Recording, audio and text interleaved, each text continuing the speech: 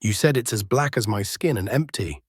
Those were the words that shattered the illusion of civility inside the shimmering walls of the Meridian Lux Hotel. Words that sliced through the velvet air like a scalpel, surgical and cruel. The kind of words that echo long after they're spoken because they never come alone. They come with a gaze, a smirk, and a system that believes silence is safe. It was 3:47 p.m. in Manhattan, and the hotel lobby pulsed with quiet arrogance. Chandeliers glittered like constellations trapped in glass. The floors were so polished, they reflected not just light but status. A place where wealth wasn't shown, it was assumed. Until Amara Ellis walked in, she didn't enter like she owned the room, she entered like she didn't need to. Faded jeans, a white hoodie, its drawstrings slightly frayed. Old sneakers that had walked more truth than most of the patent leather loafers crowding the marble. A canvas tote slung over her shoulder like an afterthought. She was a disruption not in volume but in presence. The kind that makes people shift in their seats without knowing why. Her brown skin glowed under the crystal chandeliers. Her stride was calm but unyielding. Some glanced, some stared, others whispered. Not because they recognized her, but because they didn't. And that was the real problem. Behind the check-in counter stood Connor Reed, a 29-year-old in a navy blazer that clung to his ambition like a second skin. His hair was gelled to a glossy point, his smile curated for people who matched the brochures. And right now, the woman before him didn't. Amara spoke softly. Checking in. Penthouse suite. 3 nights. She slid the titanium Centurion card across the counter. It made a soft click against the glass. But to those who heard it, really heard it, it sounded more like a warning.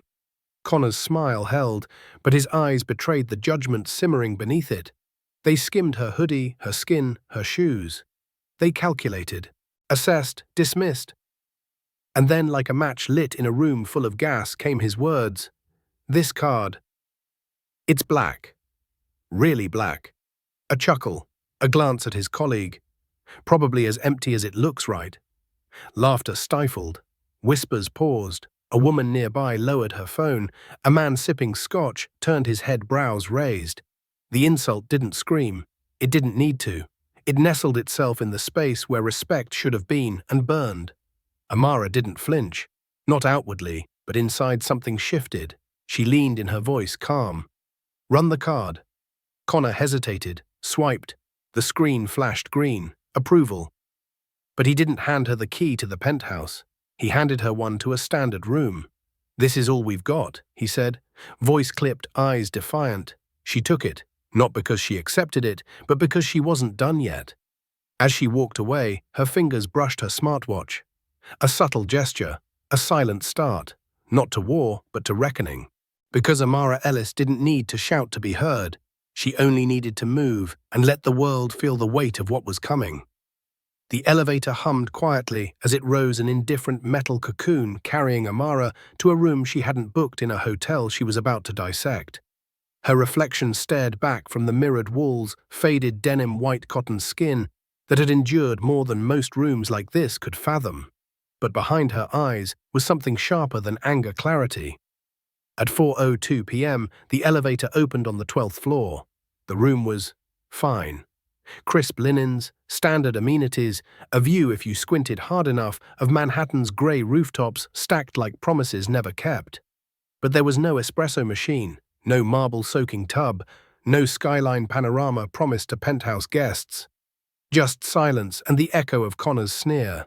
It wasn't about luxury, it was about expectation, and how easily it could be shattered by someone's assumption of who you are based on what you wear or how you look walking through a glass door. Amara dropped her canvas tote onto the desk. The Centurion card inside thudded against the wood with the weight of a sledgehammer. It wasn't just a symbol of credit. It was proof of access, of power, of identity. But it hadn't mattered. She paced slowly, measured. The silence of the room amplified her thoughts. She'd faced worse. Closed billion-dollar deals in rooms where every other face was pale and male. Earned respect not through rage but results. But this wasn't business. This was personal. Connor's sneer wasn't just a bad attitude, it was a a test, and she knew enough about systems to recognize when rot wasn't confined to a single branch. She needed to know, was he the disease or just a symptom? She stepped toward the narrow window. The city pulsed below, oblivious. Horns blared, cab lights flickered, glass towers watched without blinking. The world kept turning. So would she. Her fingers tapped her smartwatch. A beep confirmed what she needed: record mode on. She slipped the device back onto her wrist, its smooth face now her silent accomplice. Then she reached for her hoodie, not to remove it, but to wear it like armor. This wasn't about confrontation, it was about confirmation. If this hotel was built on bias, she'd let it reveal itself piece by polished piece. She grabbed her room key, slipped it into her pocket, stepped out the door. The hallway was quiet, carpet thick beneath her sneakers, but in her mind the countdown had already begun. This wasn't just a stay. It was an investigation. The concierge desk was nestled in the corner of the lobby, where the glow of recessed lighting softened the mahogany surface to a warm hue. But Amara knew better than to be lulled by design. Beauty could be a smokescreen, especially in places where power dressed itself in politeness. She approached with even steps. No rush, no hesitation. Behind the desk stood a young woman named Emily, her blonde hair cinched into a bun so tight it looked sculpted. Her uniform was immaculate, her name tag gleamed. Her smile, when it appeared, was faint, measured. Amara offered her most neutral expression. "I'd like access to the VIP lounge. It's included with my penthouse booking." Emily's eyes flicked up, first to the hoodie, then the jeans, finally pausing at Amara's face. There was no overt reaction. But in the slight delay in the way her fingers froze above the keyboard before typing, Amara felt it again. The pause, that internal inventory of doubt and dismissal. "I'll check," Emily said, her tone clipped. Her nails clacked against the keys with unnecessary force. The screen illuminated her face, but her eyes kept returning to Amara. Watching, measuring. After a pause long enough to be intentional, she looked up. "I'm sorry," she said with feigned regret. "Your room doesn't qualify for lounge access." Amara's voice remained calm. "I booked the penthouse." Emily's mouth tightened. "There must be a mix-up. You'll need to speak to reception." Behind her pleasant tone was a flick of irritation, as if Amara had dared to challenge a rule not meant for her, as if asking for what she'd paid for was somehow offensive. Then came the real blow. As Amara turned to walk away, Emily whispered under her breath, just loud enough for the air to carry it. "Why do they always think they belong here?" Amara stopped, just for a breath. Her pulse quickened, but her spine straightened. She didn't look back, didn't give Emily the satisfaction of a reaction. Her watch, now capturing every word, glowed silently on her wrist. She walked toward the velvet rope that guarded the lounge like a relic of royalty. Inside, white guests sipped from crystal glasses, their laughter muffled by soundproofed elegance. A staff member by the entrance raised his hand, already poised to block her path before she even tried. She didn't test him. She didn't need to. What she needed was evidence, and Meridian was handing it to her. Back inside the elevator, she stared at the floor numbers rising. Emily's voice echoed in her head. Why do they always think they belong here? It wasn't just disdain. It was a default setting, one she'd seen on Wall Street, in restaurants, on red-eye flights, in first class. But here at Meridian, it was a pattern. One encounter might be a mistake, two a coincidence, but three, that was culture. She stepped off on the top floor, but didn't return to her room. Instead, she made her way to the rooftop restaurant. The host stand stood like a guard post at the gate of another test. And Amara was ready to take it. The rooftop restaurant was awash in soft amber light, casting golden reflections across crystal glasses and linen-draped tables. It was elegance without apology, designed to impress, but not to include. At the host stand, a tall man with neatly parted hair and a clipboard tucked beneath his elbow offered a polite, tight smile. His name tag read Liam. "Table for one?" he asked, glancing at Amara's sneakers before his gaze even reached her face. "Yes," she replied calmly. He nodded and motioned toward the far side of the restaurant, behind a marble column, away from the sweeping view of Manhattan's skyline. "This way." As he led her, Amara noted the empty tables by the windows. Prime real estate, reserved, she guessed, for the guests who looked the part. When they reached the secluded table, Liam placed the menu down with a motion that suggested finality. "This is fine for you," he said, then turned away without waiting for a response. Amara didn't need one. Her smartwatch had already caught the tone, the words the subtle dismissal masquerading as hospitality. Minutes later, a white couple walked in. No ties, no ball gowns, just khakis and casual jackets. They smiled at Liam, who returned the gesture with far more warmth than he'd afforded her. He led them to a window seat, the kind of table that spoke of importance, not just reservation. Amara watched, unblinking. She sipped her water. The glass trembled slightly in her hand, but not from nerves. From control. Every slight was now a line in the ledger. Every look, every whisper, every polite rejection recorded. This wasn't about being ignored, it was about being made invisible. Later, back in her room, she slipped off her hoodie, her fingers grazing the fabric like it was chainmail. She uploaded the new recordings to her Apex portal. Label Rooftop Disparity. Host prioritizes white guests over black penthouse guest. Her notes were clinical. But the fire inside her burned steady. Connor's insult may have sparked the match, but Emily and Liam were the fuel. She opened a new document. Meridian Lux Audit Ethical Violations, Ongoing. She was no longer just a guest, she was building a case, and the hotel was making it far too easy. She stared out the narrow window Manhattan, blinking in the distance. Somewhere out there, millions lived unaware of the quiet wars fought in marble lobbies and rooftop restaurants. But Amara wasn't unaware, she was awake, and watching. Morning light filtered through the sliver of window in Amara's room, casting long diagonal shadows across the carpet. It was 7:14 a.m., but she had been awake for hours, working in silence, her laptop screen glowing with intensity equal to her thoughts. She sat cross-legged on the desk chair, hoodie draped over the back, a cup of black coffee growing cold beside her. On the screen was Apex Ventures' secure audit portal. She had titled the file the night before Meridian Lux Audit Ethical Violations. Now she was filling it with the weight of truth. Each entry was time-stamped clinical exact.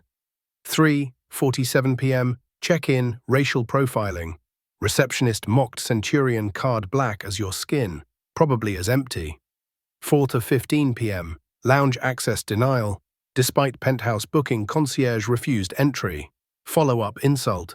Why do they always think they belong here? 7:03 p.m., restaurant seating disparity. Host seated white couple with casual dress by panoramic windows.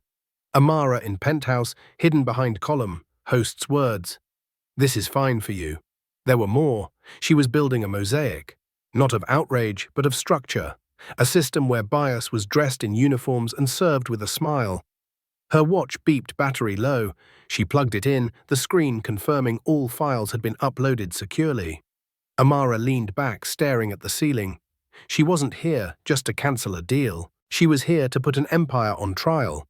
The $3.2 billion investment Apex Ventures had prepared wasn't a blank check.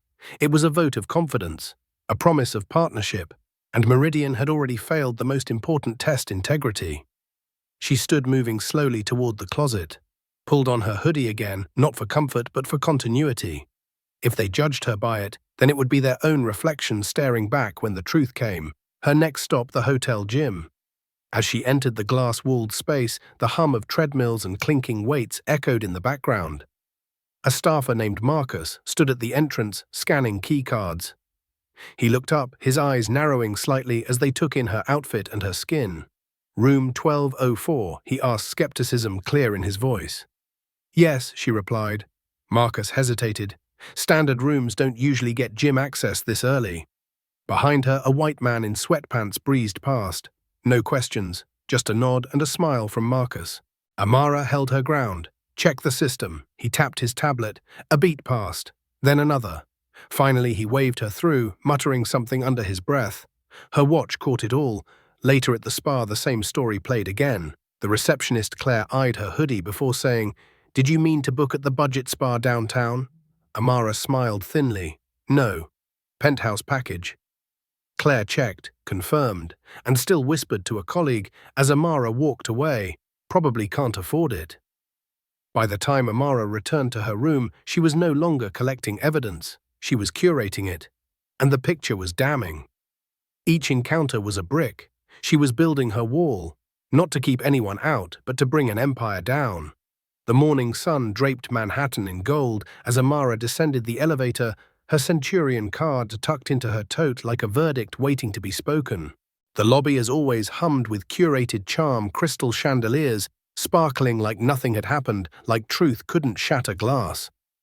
But something had shifted.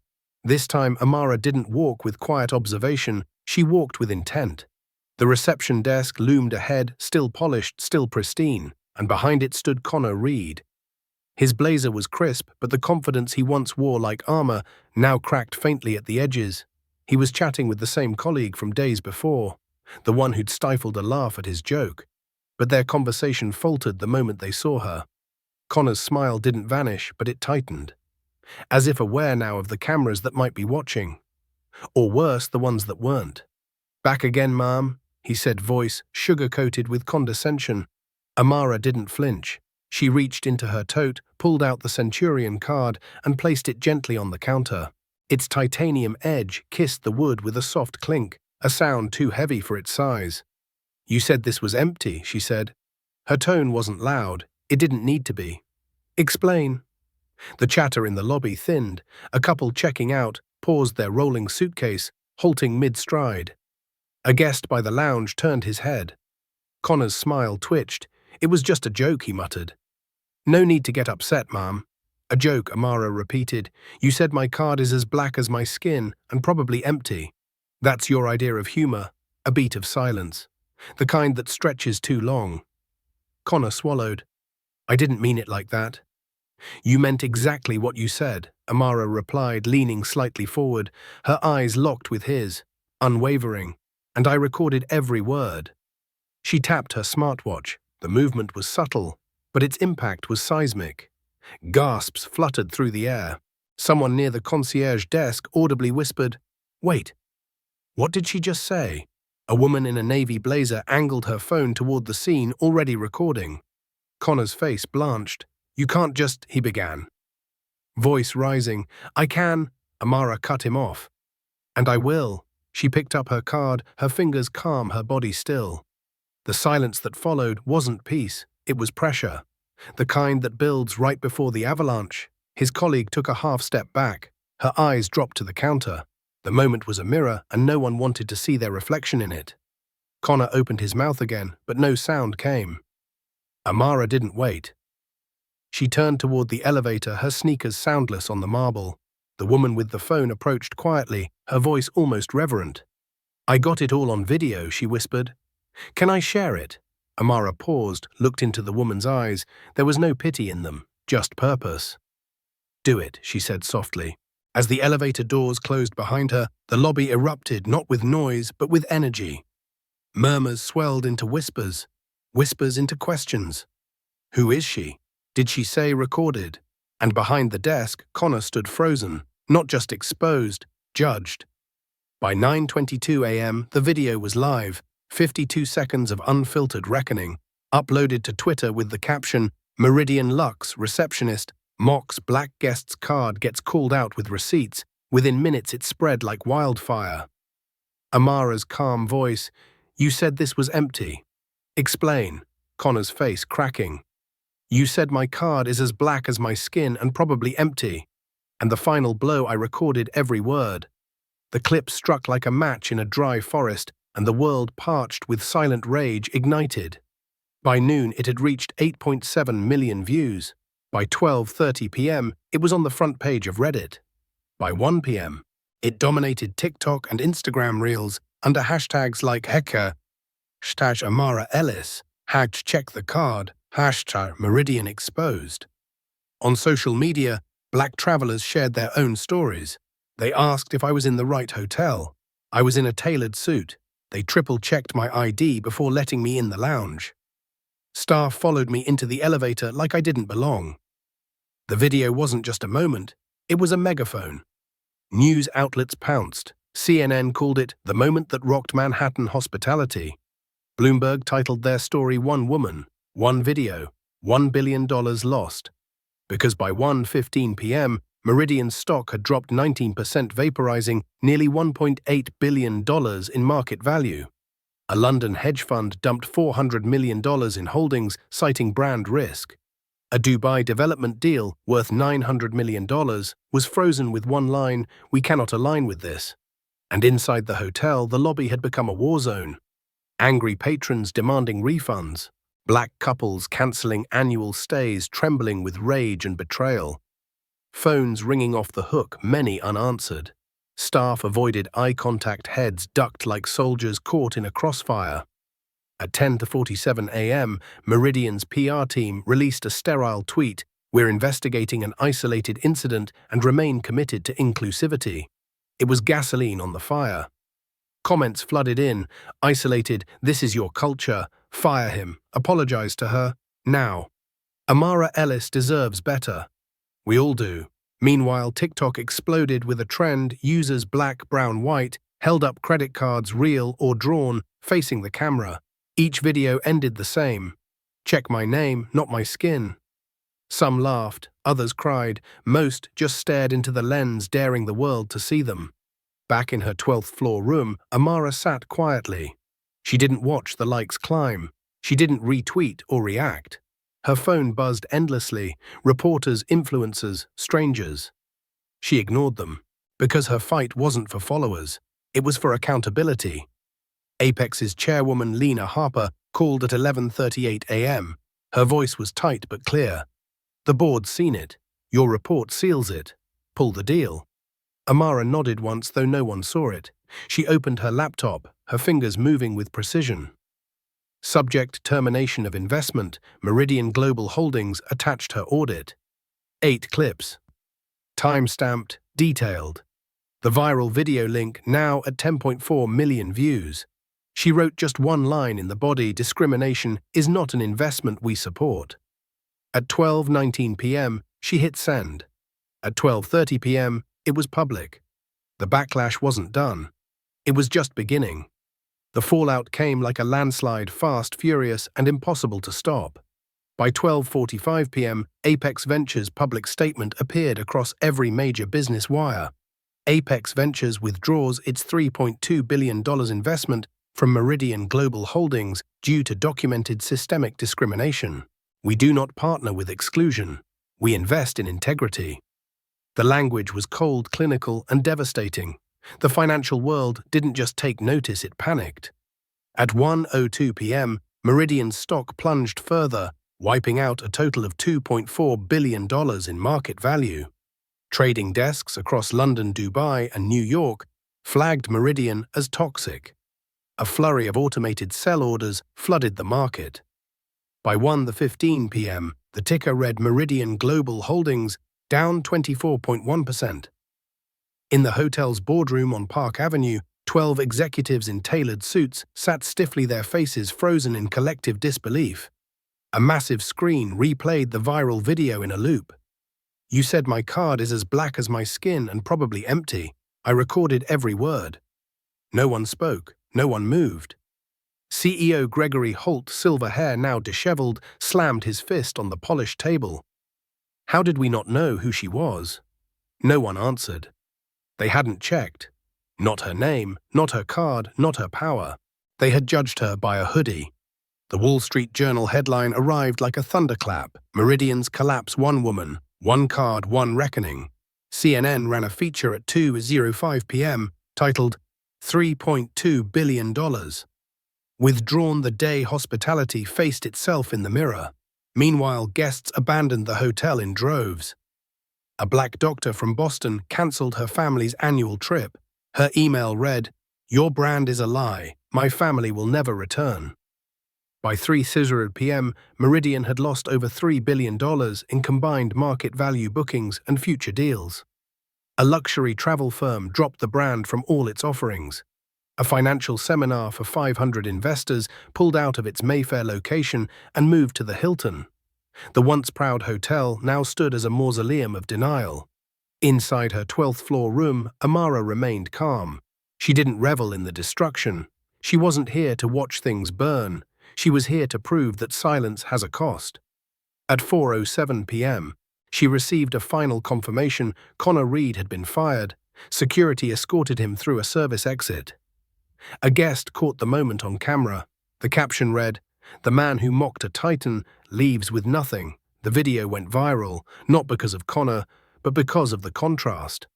In one shot, a man who thought his words didn't matter. In the next, a woman who proved they always do. That evening, Amara brewed herself a fresh cup of coffee. No sugar, just clarity. She reopened her audit file, added one final line, "Impact irreversible." But necessary, she saved the document, then closed her laptop slowly, deliberately, because this wasn't the end. It was only the verdict.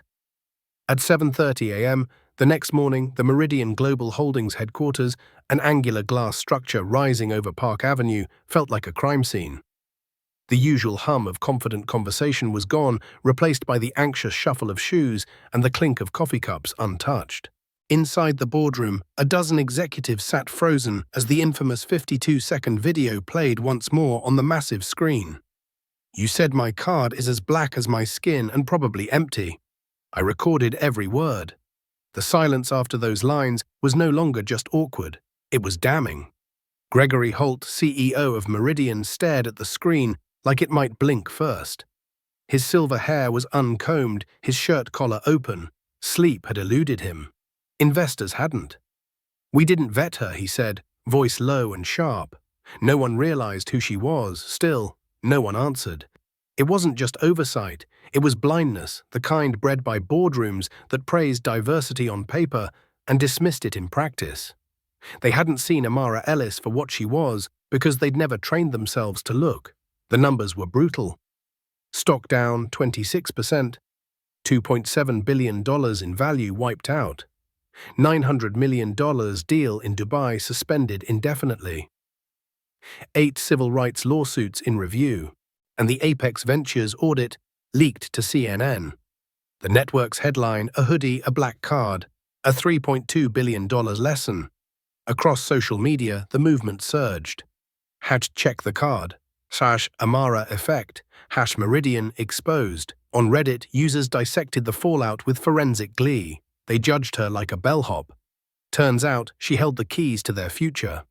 In the boardroom, Caroline Voss, Meridian's COO, scrolled through Twitter on her tablet. Her expression was unreadable. "It's not just Amara anymore," she said quietly. "Guests are posting their own stories. Staff, too. This isn't a rogue employee problem. This is our culture, and it's rotting." The board shifted uncomfortably. For years they'd deflected, shelved complaints, signed hollow diversity pledges. Now those decisions had formed a noose. A junior exec, David Lynn, finally spoke. "We knew Apex had pulled deals over ethics before. We should have taken the vetting flags seriously." No one interrupted, because he was right. Across town, the hotel itself resembled a sinking ship. The front desk sat nearly deserted. Velvet ropes hung limp. A bellhop handed in his resignation at 8:15 a.m., scrawled on a napkin, "I served your guests. But you never saw me." By 9:00 a.m., cancellations had surged past $1.2 million in lost bookings. And yet Amara remained still. Back in her 12th floor room, she reviewed her audit one last time. No edits, no need. Every insult, every smirk, every veiled jab was preserved with ruthless precision. It wasn't just documentation. It was a mirror. She looked out the window. The city moved as it always had, fast, loud, indifferent. But something was different now. The ground beneath power had shifted. And it wasn't just Meridian that had failed. It was everyone who had seen what happened and called it normal. By sunrise on the 4th day, the gilded illusion that once defined Meridian Lux Hotel had crumbled into something quieter, something raw. Its lobby, once echoing with the rustle of luxury and soft champagne laughter, now stood eerily still. The chandeliers still glittered overhead, but their reflections on the marble felt cold, refracting not opulence but aftermath. And far beyond its walls, the tremor Amara Ellis triggered was evolving into a full-blown shift. In a high-rise conference center across Midtown, a team of consultants from Ernst & Young unveiled the Ellis Audit. A rigorous new framework built on the very report Amara had filed. It was blunt, measurable, and suddenly unavoidable. blind hiring practices, real-time discrimination reporting, mandatory accountability audits with revocable licenses for violators. Dr. Nia Carter, a black woman in a tailored navy suit, addressed a packed ballroom of hotel executives. Amara Ellis didn't just expose Meridian, she exposed the entire industry's illusion of progress. Change is no longer a slogan. It's survival. By noon, 4 major hotel chains had signed public pledges. Monarch Residences launched a 24/7 anonymous hotline. Horizon Collection initiated real-time bias simulation training. Sterling Suites committed 30% of all leadership positions to people of color within 2 years. Azure Hotels signed contracts with minority-owned suppliers. LinkedIn buzzed with live streams of CEOs making promises. Investors demanded metrics, boards demanded overhauls. And for the first time, guest experience audits became a weaponized standard. Meanwhile, in classrooms, the shift was academic. At NYU's Stern School of Business, Professor Elena Torres projected Amara's audit onto a 30-foot screen in a graduate ethics class. Culture, she said, is not what you print in a brochure, it's what happens at reception when no one's watching. Her class fell silent not out of boredom but recognition. Harvard, Wharton, INSEAD all followed suit. Over 12,000 downloads of the Ellis audit flooded faculty inboxes by nightfall.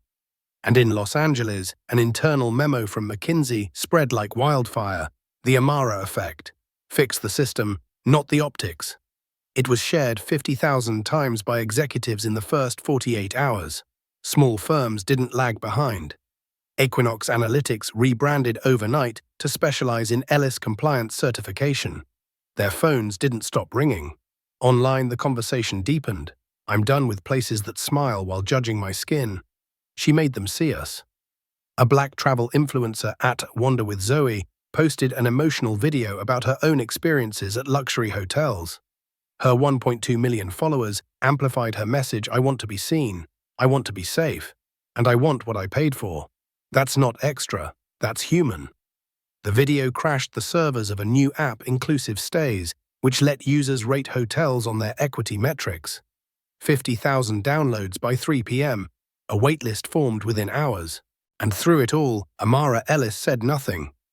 In her 12th floor room, she sat in silence typing. She drafted a memo for Apex's board recommending that the $3.2 billion withdrawn from Meridian be reallocated toward verified ethical companies, especially those founded or led by marginalized leaders. Her phone silenced buzzed constantly. TED Talk offers, Time magazine, Vogue, the New York Times. She ignored them all, because this wasn't about branding. This was about legacy. And she knew legacy doesn't need to raise its voice. It only needs to raise the bar. Day 5 began not with a bang, but with a hush. At 6:12 a.m., the lobby of the Meridian Lux Hotel lay dormant beneath the weight of disgrace. Its marble floors, once gleaming with purpose, were now dulled by abandonment, scuffed by luggage wheels of guests who had checked out, or walked out, or stormed out. A single janitor mopped in silence beneath the chandeliers, which still sparkled but no longer dazzled. Upstairs, in room 12004, Amara Ellis sat at the edge of the bed, her faded hoodie folded neatly over the back of a chair. The Centurion card remained in her canvas tote untouched. It had done its part. Now it simply rested like a blade after battle. Her laptop hummed quietly beside her screen, open to Apex Ventures' reinvestment dashboard. But her eyes weren't on the screen. They were on a photograph. A small, faded image of her mother smiling in a crisp nurse's uniform from the 1980s. A smile filled with grace and the exhaustion of being unseen. Amara had carried that photo for years, not as motivation, as memory, proof that dignity, even when bruised, could survive. That photo was why she hadn't walked away on day 1, and why she wouldn't speak now, even as the world begged her to. Across the city, in a 1-bedroom apartment in Queens Corner, Reed sat slumped on a tattered sofa. The same navy blazer he wore the day he mocked her now lay crumpled in a corner like skin he had shed too late. His phone buzzed once, then stopped. It hadn't truly rung in days, not since his LinkedIn profile was reported over 15,000 times. Not since his name had become a Reddit thread, Connor Reed, the receptionist who mocked a titan. He had tried bartending upstate. A guest recognized him, filmed him. Meridian's racist, now pouring shots. That TikTok had 2 million views. The bar let him go by morning. At Meridian, Ellen Price, the hotel's manager, stood at the front desk at 8:22 a.m. Her grey suit wrinkled, her posture slouched. She had fired Connor, issued apologies, scrambled to hold meetings and write memos. But the stain didn't wash out. Her inbox was filled with resignations. 5 more that morning, 4 from people of color. One included a note scribbled on a post-it, "I cleaned your rooms, but you never saw me." She folded the note quietly and slipped it into her pocket. The walls were closing in. And yet Amara's toll was different. It wasn't professional ruin, it was solitude. At 9:15 a.m., she sipped her coffee, black as always, and read an email from a young intern at Apex. "I want to learn your strength, Miss Ellis." Her reply was just one line, "You already have it." But as she typed it, her hands felt heavier than usual. Because beacons, no matter how bright, stand alone. Outside, the movement surged forward. On Twitter, #boycott, Meridian reached 1.3 million mentions. On Instagram, Travel with Justice posted Amara's audit to 800,000 followers. Her fight is ours. On TikTok, Black, brown, and white creators united under one phrase, "Check the card." A black dean in Atlanta posted a tearful clip. "Amara taught me that my worth isn't what they see, it's what I already know." At Meridian, the silence in the lobby was no longer awkward. It was the sound of an empire falling. And Amara, she wasn't watching the collapse. She was preparing what came next. By 6:45 a.m., on the 6th day, the Meridian Lux Hotel no longer felt like a hotel. It felt like a memorial. The opulence was still there, the brass plaques, the velvet chairs, the chandeliers. But it all rang hollow. The staff moved like ghosts. The few remaining guests shuffled through breakfast without eye contact. The space that once projected prestige now whispered shame. But far beyond its hushed walls, something extraordinary had taken shape. In Washington, D.C., Amara Ellis sat in her office at Apex Ventures. The sunlight spilled through the blinds, painting golden lines across her desk. Her laptop was open but untouched. Instead, she stared at a framed photograph of her grandmother, a waitress fired in the 1960s for speaking up about tips being stolen. 3 generations of silence. Until now, the viral movement sparked by Amara's confrontation had become more than a flashpoint.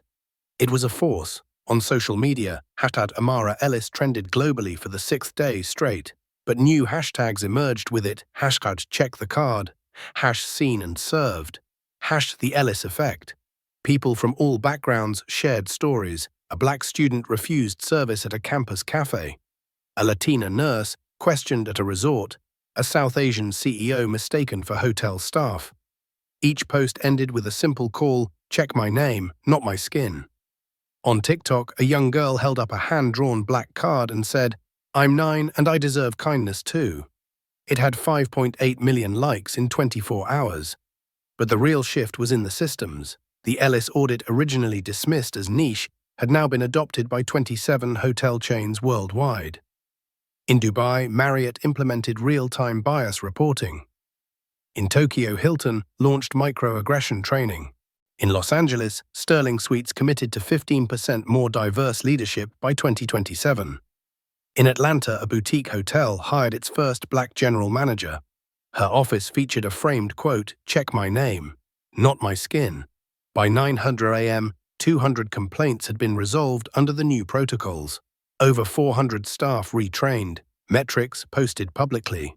In New York, NYU's graduate finance program launched a new case study, the $3.2 billion decision ethics in investment. Professor Torres closed her first lecture with this: Amara didn't just withhold capital, she redefined its meaning. At Howard University, a student-led fund created the Ellis Fellowship, a scholarship for young black women in finance. The first recipient, Zaria, wrote in her application, "She showed me that power doesn't need a suit." In London, a black-owned travel agency named Unity Journeys saw bookings triple.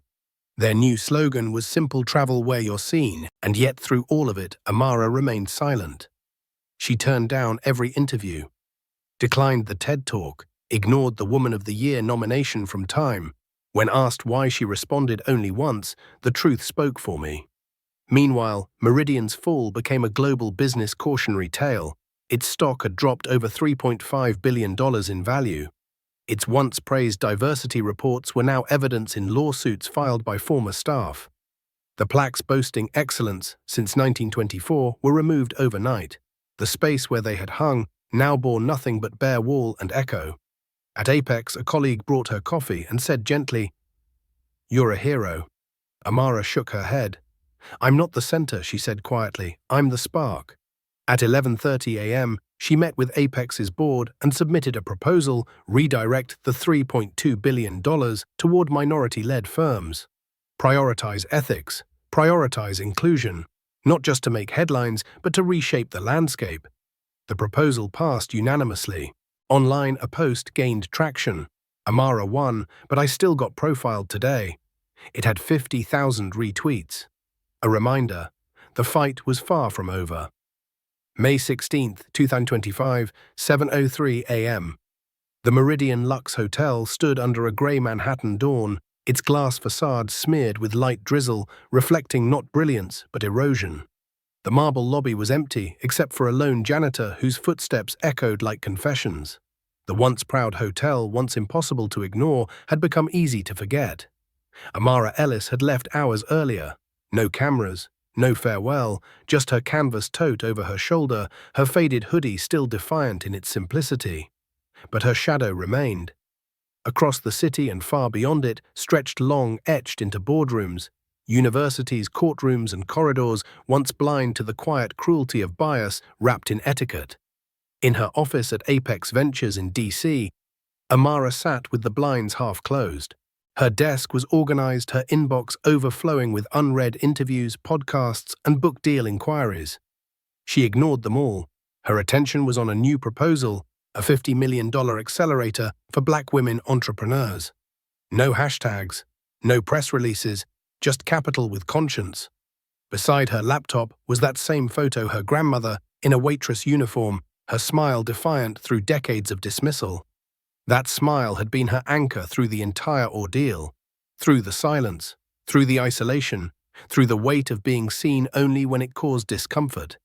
She picked up her phone, not to scroll, but to listen. A voice memo from a young woman in Cape Town had arrived overnight. "Because of you, I finally asked for a raise, and I didn't apologize for existing while doing it." Amara smiled faintly. She never wanted to be famous. She wanted to be effective. And she had been. The hashtag Check the Card movement had spilled into retail, tech, and education. A coffee chain revised its dress code discrimination policy. A fintech startup launched anonymous bias detection in hiring. A global cosmetics brand replaced all staged diversity shoots with real representative campaigns. But even as the ripples spread, reality remained. One viral video doesn't fix a system. One audit doesn't rewrite history. One woman doesn't end silence. She simply cracks it. In Harlem, a black barista wore a pin that read "Ellis Inspired." In Jakarta, a hotel now trained all staff using a translated version of her audit. In Atlanta, a law school assigned her story in its first-year ethics course. In Lisbon, a mural of her face appeared overnight with the words, "Your name is enough." And back at Meridian, the silence remained. The lobby, now a shell, had no more echoes, no brass plaques, no velvet ropes, no illusion, just truth, a scar, a lesson. And Amara, she leaned back in her chair, closed her laptop, and whispered a quiet thank you to the women before her, to the girls yet to come, and to herself for never choosing silence. Because in a world desperate to ignore what it fears, her refusal to bow had become a map for others to rise. If this story stirred something inside you, don't let it fade. Drop a comment below. Check my name, not my skin. Tell us what part of Amara's journey resonated with you. Subscribe to the channel for more stories like this, stories that don't just entertain, but empower. And share this with someone who needs a reminder. One voice can change the world. Because this wasn't just a reckoning, it was a revolution. And it began with a whisper that refused to die.